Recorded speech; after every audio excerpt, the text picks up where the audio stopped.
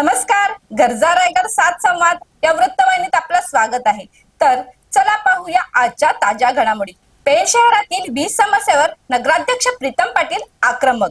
महावितरण अधिकाऱ्यांची तातडीने बैठक. नागरिकांना पूर्वकल्पना देण्याच्या सूचना.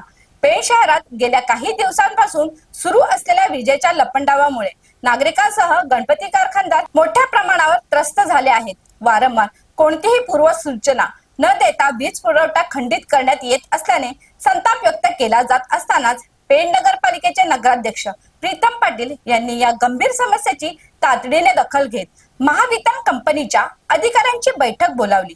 पेण नगरपालिकेच्या कार्यालयात आयोजित करण्यात आलेल्या या बैठकीस महावितरण कंपनीच्या पेण शाखेचे उप अभियंता तसेच शहरातील दोन्ही कनिष्ठ अभियंते उपस्थित होते. यावेळी नगराध्यक्ष प्रीतम पाटील यांनी अधिकाऱ्यांना स्पष्ट शब्दात सूचना देत नागरिकांना कोणतीही कल्पना न देता वारंवार वीज खंडित करणे अयोग्य असल्याचे सांगितले.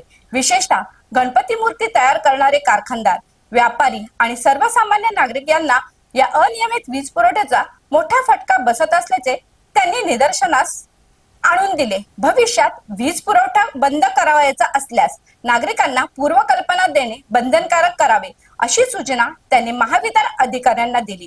तसेच संपूर्ण शहराची वीज एकाच वेळी बंद न करता विभागनिहाय नियोजन करून वीज पुरवठा खंडित करावा, जेणेकरून नागरिकांना कमी त्रास सहन करावा लागेल असेही नगराध्यक्षांनी स्पष्ट केले.